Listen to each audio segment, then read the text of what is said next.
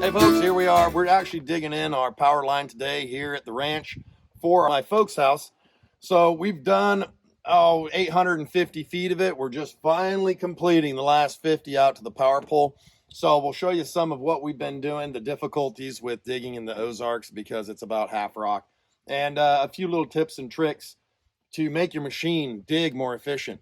You know, this is a medium size. This is called a midi excavator, mid size. It's about a 12,500 pound machine. It does well. It doesn't tear through the ground, obviously, like a 10-ton or a 20-ton machine, but it's all about your bucket size to the force that your machine creates. So the smaller, the narrower the bucket, the more force applied to any specific area. It allows you to dig around through large obstacles, big rocks, a little more precision. Big machine would have probably less effort involved, but we would have a much larger spoils pile. And it's a lot harder to get machines up in tight areas against trees, down roadways. So this is kind of a good all-around size machine. Anything from 12,000 to 18,000 pounds is your friend in areas like this. Little 6,000 pound excavators, they have their specific purpose, but they're almost worthless in ground like this. All right, big day for my folks. So we're finally getting their power in.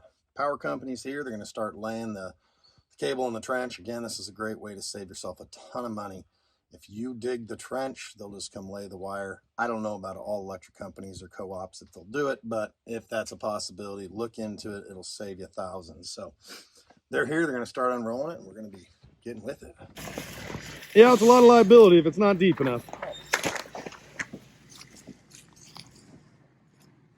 What gauge wire is this? 1/0. 1/0. Oh, so it's a lot of primary. I mean, yes, you can run as much power off this as you're going to need. You'll never think about it. Yeah, you could run a subdivision off of it. Yeah, you do. Yeah, numerous ones.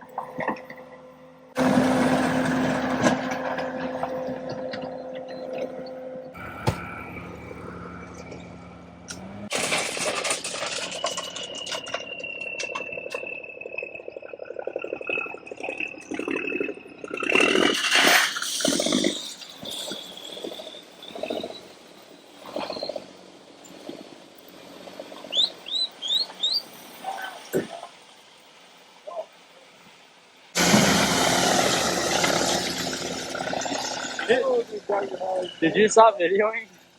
Didn't follow me. I am.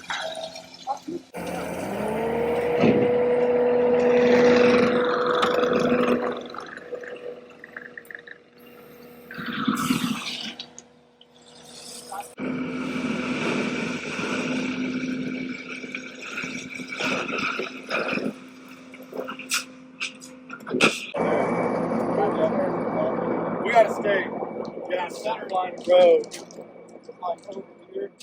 So we'll stay over here, and it's a lot further. That's what we're doing.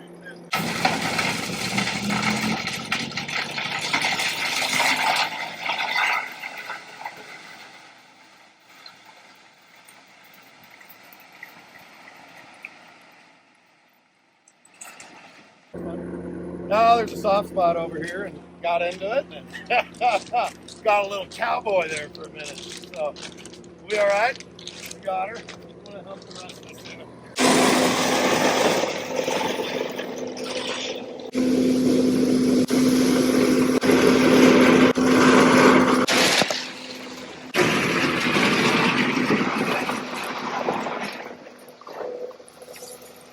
we got here is, this is basically a 2-inch minus, or I shouldn't say 2-inch minus, this is 2-inch clean.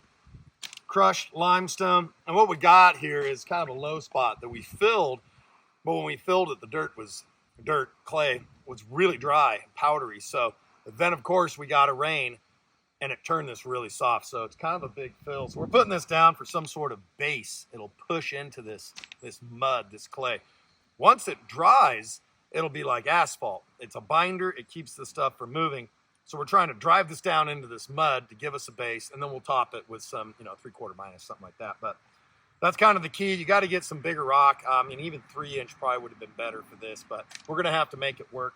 I mean, you can see how soft it was. That truck just about disappeared. He ended up kind of getting far over there off the edge, and that's extra soft. It's a deeper fill. It's probably that much fill. In here, I think we're probably only about 8 inches, 10 inches. So trying to tighten it up. It should, and if not, we'll audible. All right, working on the parents' road here coming down into their house. It's about 900 feet long. You can kind of see what we got going on back there. We put in a 5-foot power trench, and it's caused a mess, backfill, it's settling, but we're trying to get it handled today, and should make some easier access. We got some bad weather coming and got concrete trucks to bring in, so we're gonna get to it.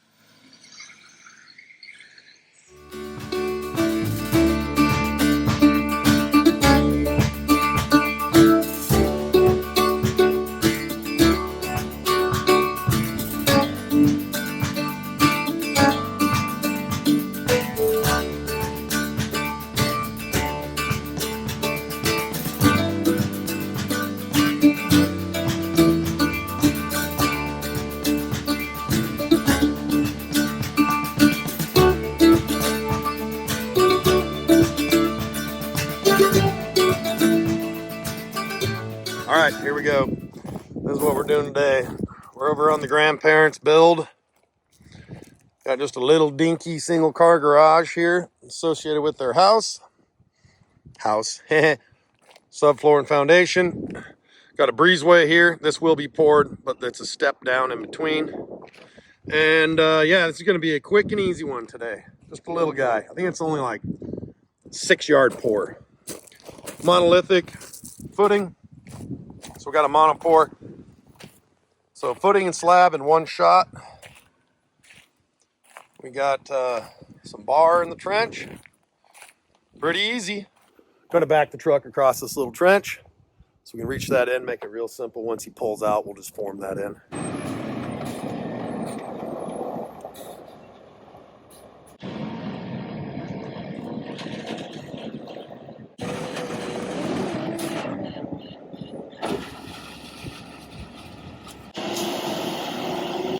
All right, so we're going to be pouring some really dry mud here in the footing. And then we'll come back and pour the slab. Otherwise, down here, look, when you take and pour this up here, the hydraulic pressure will just push all the mud back out from underneath it. So we're going to put it pour real dry in the bottom. Far up you want it, a couple inches up the form board? Yeah.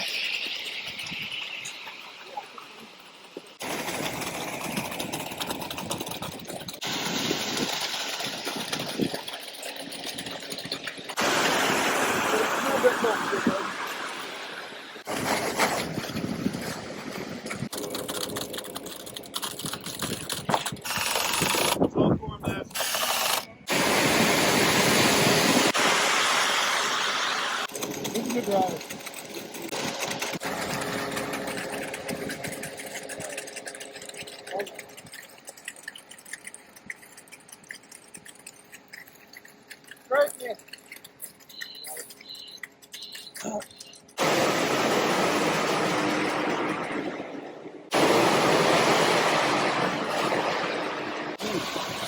Huh? You want to wet it up more? Doo-doo. We got a river of doo-doo. Pull it through it, Noah.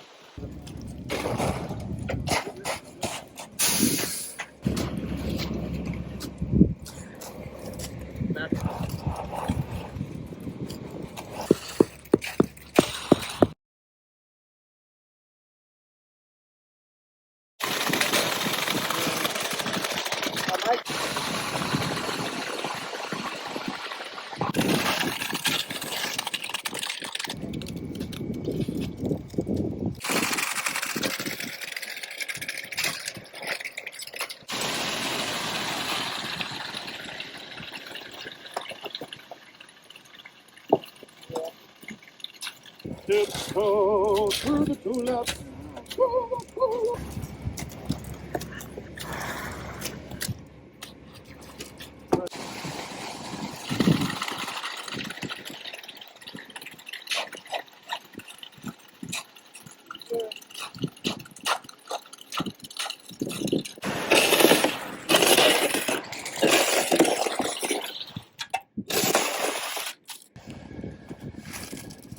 Okay. What are you doing there, Dad? I am What are you doing? What is this?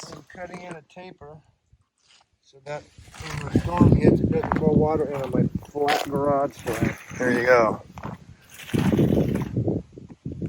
So yeah, you know, one of the big problems is you got a garage door, rain hits it, runs down it, and the wind pushes the water underneath it, inevitably comes back up on your slab floor, and you got a wet floor. Well, if you put a little relief down here, it's just a little step in it. Some guys will drive a board down flat.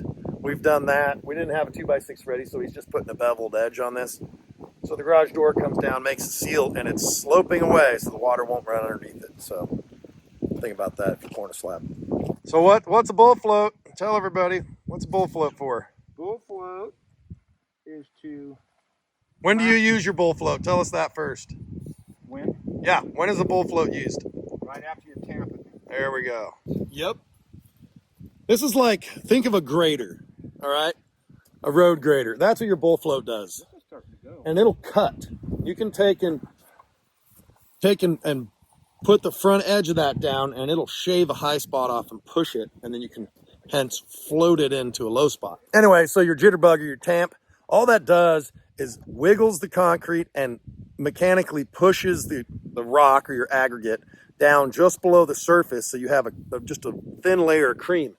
If you got rocks at the surface, you're going to have big old holes. You're going to be dragging them up, and it's a nightmare. So you got to get them down below the surface. And the wetter you pour it, the more your gravel will fall out naturally. If you pour it dry, your gravel will be right at the surface, and you'll fight like hell. So there's a fine line.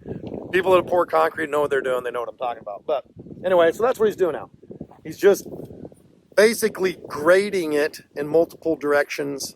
Some guys will go diagonal to, 3 different directions. And it just gives you a nice, finished, smooth, blended in, no holes, no bird baths.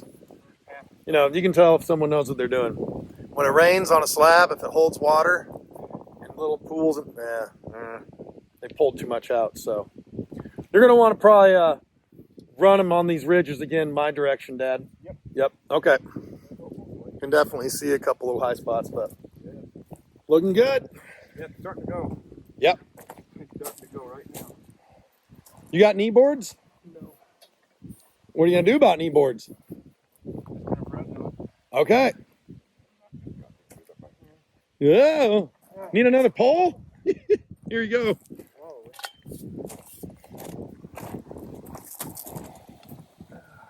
Yeah, I'm starting to go. Here's your pole. Thank you. Come on. I don't know if I can reach that high. I can. Down a little bit. There you go, mate. Yep. Ooh, that's close.